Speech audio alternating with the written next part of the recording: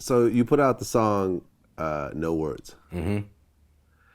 And you said, rap today fucking sucks bad. I don't give a fuck what anybody says. These fools ain't spitting no type of dope shit, but that's not even the bad part. They're not even saying words anymore. Yes. And then you proceeded to do a rap that sounded like a mix between Future and Young Thug.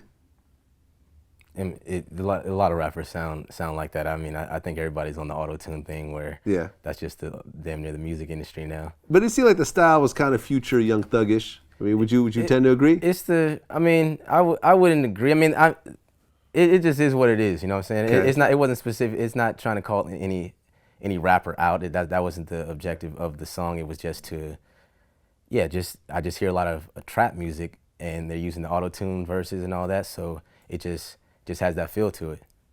Well, you talked about at one point, it was an interview, was it in XXL, I think, where you talked about ATL rappers. Mm-hmm. You said go bar for bar, put somebody a cappella, play one of their acapellas, look at the lyrics, they ain't changing nobody's life, they ain't doing nothing, they're not impressing anybody, it's just the beats. Yes, and I said this is ATL rappers. Yeah. What year did I say that? Was this recently? I say a lot of shit. And do you know? Yeah, I'll look it up. So XXL.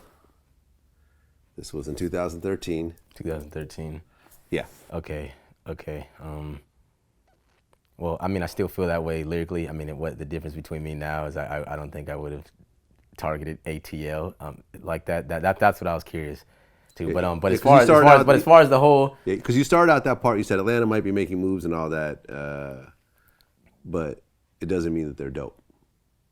Yeah, and I've realized over the past few years, you know, music evolves, or I mean, I personally think it's de-evolved in some ways, but yeah, a lot of this trap music, I mean, it's just the beats. It really is. So, I mean, I still stand by what I said as far as you take a lot of these guys acapellas and just play them, they're not going to be anything special. But I wouldn't have specifically, what I said if I targeted Atlanta, that was me on my mad rapper shit. I don't give a fuck the whole industry. I don't give a fuck about anything. Because there actually are some lyrical rappers that come out of Atlanta. Well, Jaron Benton he's on my, there you go. Yeah. I mean, Jeezy, Andre 3000, Mm-hmm. 2 Chainz, T.I., Killer Mike.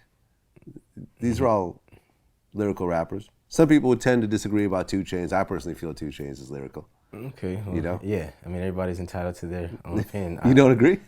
I know what you're trying to do. No, I'm asking. We talking. I feel 2 Chainz lyrical. Hey, I feel he's one of the greatest lyricists of all time.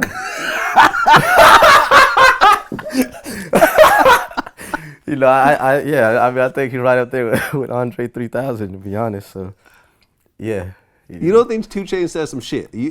I mean, because here's what I consider, a lyricist. I think sometimes things get lost in the subject matter. Yeah. You know what I mean? Because if you talk about selling crack all the time, you feel like, okay, maybe this person ain't as lyrical, whatever. But to me, a lyricist, when he says something, you say, wow, like I wouldn't have thought to put the words together like that myself. I agree. And in a clever way, but yeah. In a clever way. Yeah. They're able to put words together that you'd say, wow, like I would not have been able to do that. Yeah. You know, when you look at the great lyricists, you know what I mean? Like when you look at a Rakim, it's like, okay, the way he put the shit together, you know, and you could be talking about, the genre doesn't really matter. To me, at least. And this is just all my opinion. I don't care whether you're conscious, whether you're ignorant, whether you're, you know, pro whatever. You know, only certain people know how to put shit together. Yeah. You know, Ice Cube had the most ignorant shit ever, but I would say Ice Cube is a lyricist. Would you? Yeah, definitely.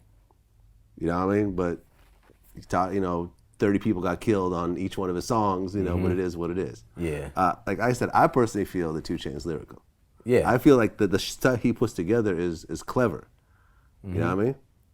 Yeah. For that world that he's in, yeah, it's very, very clever. It's catchy. You know, is it Eminem? No. He's also not trying to be Eminem. Yeah.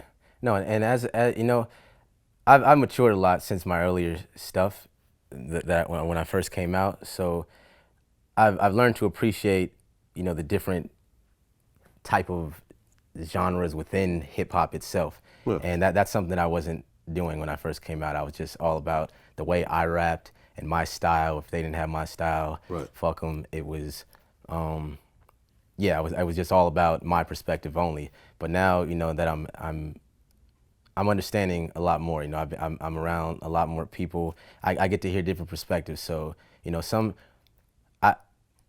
everybody who is in the rap game, they're not trying to be that crazy lyrical, insane wordsmith that's putting things together in such mind-boggling ways where you're like, whoa, they're fucking my head up. Some people are just like, I want to, they want to be a club rapper where they just want to make people rock out to the music and say things that people can chant and just have little catchphrases, and that's the type of rapper that they genuinely want to be. And I can now understand that because, I've matured more. Like I said, I've been going to different places, meeting new different people, talking with different artists, and it, I was so boxed into the way I was thinking. Now, do I have my own personal definition of what real hip hop is?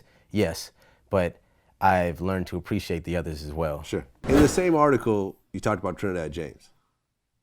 What did I say about him? You said Trinidad James is the most garbage piece of rapper that has ever existed on the face of the earth. Oh God, old Hopsin is crazy.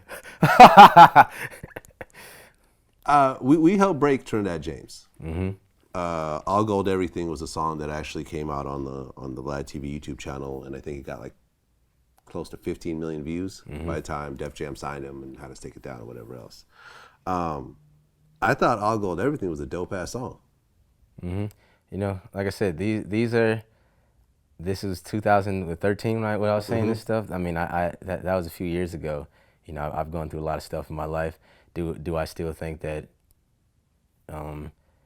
As far as my definition of personal hip hop, I still have the same views on it. But I wouldn't have said that about Trinidad James today if you had him not brought the past up. You asked me what I think of him. I wouldn't have glorified him, but I wouldn't have said what I said. Like I said, I was in such a box at that moment in time where I only saw my lane. Fair enough. Yeah. Because Trinidad James, I think that song may have gone platinum. Yeah. And actually, a piece of that song ended up on a song that won a Grammy for Uptown Funk. Yeah. So now he's a co-writer on a Grammy-winning song, and Yeah. do I think that Trinidad James is one of the top lyricists? No. Yeah. Are there a lot of songs from Trinidad James that I really fuck with? Not so much. I mean, but that song, I just feel like people sometimes downgrade the ability to make a hit. Yeah, it's just I think the idea of a hit has been downgraded in itself. You think? Just all the way from what I feel. Just as far as hip hop records go, I just don't. There's lots of really simple, what a lot of people consider whack songs in hip hop that have been hits from the very beginning. Whoop, there it is.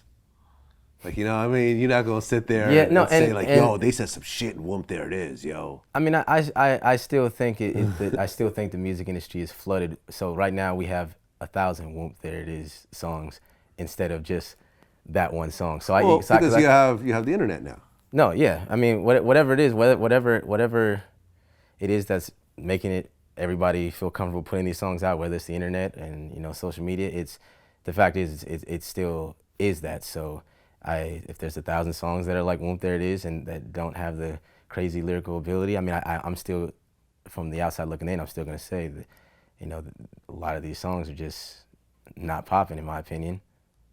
But I understand times change. Times always change. Even from the music that I grew up listening to, I'm sure there's an old school rapper who's like, I don't like music now. I like it back when they like it back when they started listening to it. And I mean, I just feel like it's dangerous. I mean, at least this is just my personal opinion. Yeah, it's dangerous to say all the new shit sucks. I'm just gonna keep listening to a bunch of old stuff until I die. Like, you know what I mean? Yeah, like yeah. to not absorb the new hot shit You know, like for example, like, you know, I'm on my way here, you know, I was listening to internet radio on my car, and the Kodak Black Skirt came on. Have you heard that song before? No, I'm not familiar with that song. It's like a bubbling. It's like a party, like a Party song. Yeah. You know what I'm saying? And it's like, okay, like I see where this kid is going with this. Like, Yeah. I could see how it's a catchy chorus, and how he was able to use his voice with the beat and everything else like that. Yeah. Is it, you know, it's not Rakim. It's not you know, the Jizza. Yeah. It's you know what I mean? It's not Royce the 5'9". And like it's I a said, cool I mean, ass, it's a, you know, party song. And I'm sure that artist, they're not trying to be like Royce the 5'9" or Rakim. They're doing like what they did in that song. That's what they're trying to do. That's and what become. they're trying to do. Yeah. And no, I've learned to appreciate stuff like that now. You know, I didn't do that in the past, but you know, there's a lot of songs that I like now that I wouldn't have liked 2 years ago or 3 years ago. One there. One on my back there. You see it? Okay. One there, one under there, a few. Oh, so you got stabbed all over your body? Yeah. There ain't no lose or gain from that, you know what I mean? So, I don't see no reason to lie. Yeah. Punch a little Quentin in his mouth. He seemed like a nice guy, man.